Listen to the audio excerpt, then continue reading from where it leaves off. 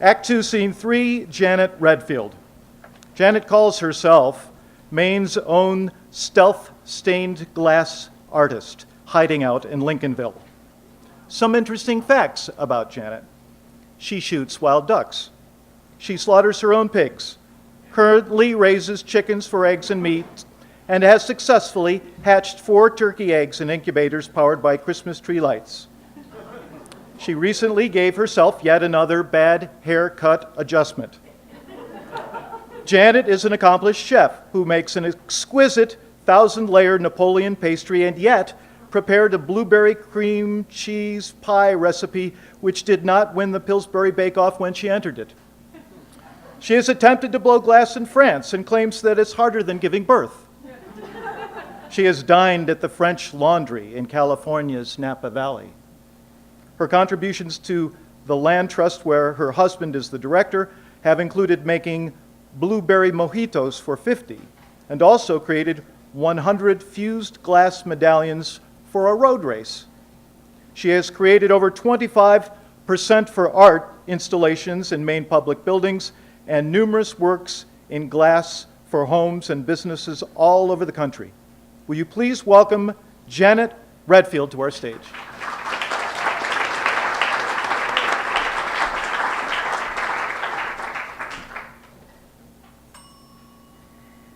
How many of you are Maine residents? Raise your hands. Okay. How many of you have an extensive art collection? Whoa, more than I thought. Okay. Well, I have a shocking news alert. Every Maine resident is the owner of thousands of pieces of art because Maine has a percent for art law. This law funds art in all new state buildings like schools and courthouses. I'm showing you some of the art that I created because that's what I have photos of, but there are sculptures, paintings, murals, and mobiles. It's a vast collection and you all own it. Most of my public art commissions are in schools, like this fused glass map of 5 towns that send students to Camden Hills High School. The colors and 3D topography show elevation, and the map is in a huge light box. It's the work I'm most proud of because it was so technically challenging for me that I ended up having a barium milkshake x-ray to see if I had an ulcer. There's a 6-foot diameter window in the Rockland Ferry Terminal entry and 6 windows in the waiting room showing living things you might encounter on a ferry trip, even a microscopic view of plankton. 4 smaller ferry terminals also feature stained glass windows. If you go to Vinyl Haven, ask them to raise the window shade so you can see the stained glass. I made 10 hanging circles for a school cafeteria, and this one is Saturn.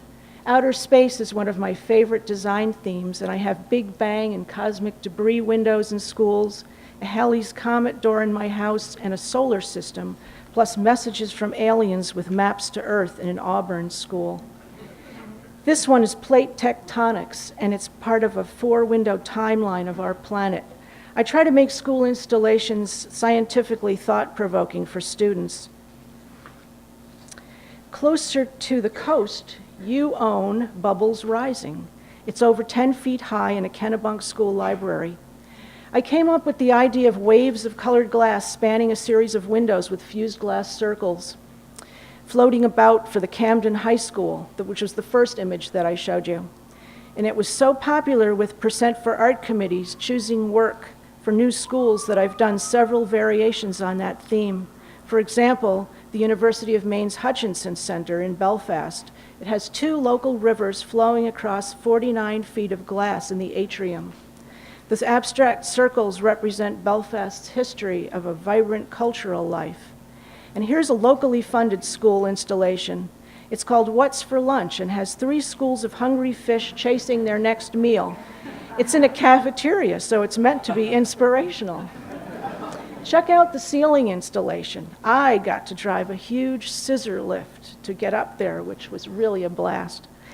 And most public art involves a competition with other artists. Everyone presents their proposal to a local committee, and this is the only time I've succeeded in convincing a group that overhead hanging glass is not more dangerous than a 6-ton Alexander Calder mobile would be.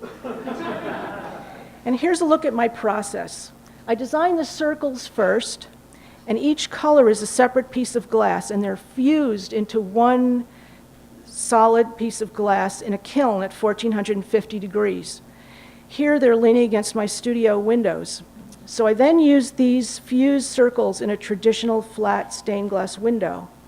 And I draw a full-size drawing and trace it onto that heavy pink paper, building paper, which I cut up into patterns for cutting the glass. And this is one of 11 windows for a tree, a big tree that spans a cafeteria in Chelsea. This is Blue Hill Sunrise, and it's in that town's school library and shows fish diving and birds flying as the sky lightens and the stars fade. This was one of my earliest public art installations, and little did you know, but you have owned this one for years. In Maine, my stained glass is installed inside the existing window with venting for air circulation.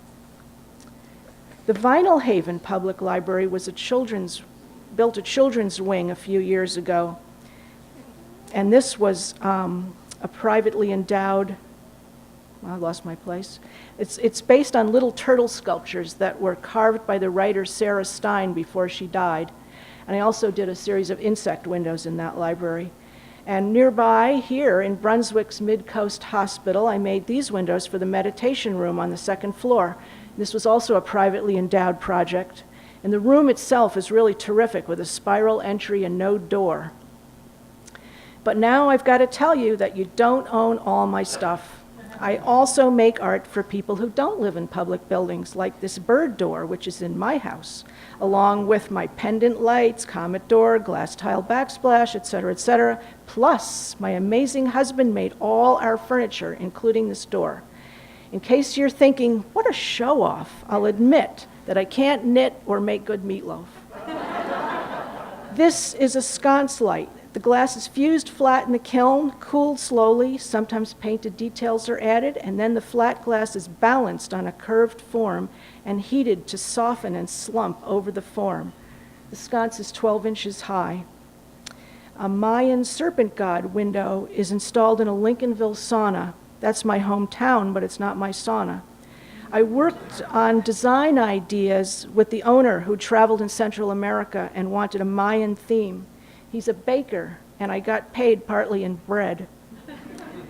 More fused glass. This is a fish bowl because fish are so incredibly shapely. I love them. I started fusing glass after I got a pottery kiln, and I discovered I liked putting glass into it a lot better than clay. And it's sometimes refreshing to eliminate the dark lines that are ever present in stained glass windows. And here's a flying heron surrounded by rugosa roses in a client's dining room.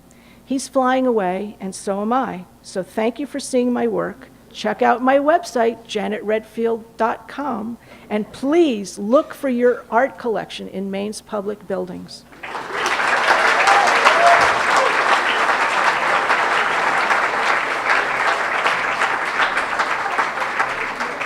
Janet, I was not one of the people who raised my hand and said that I have an expensive art collection in my home, but I feel a lot richer now. Thank you very much. That's beautiful, beautiful stuff.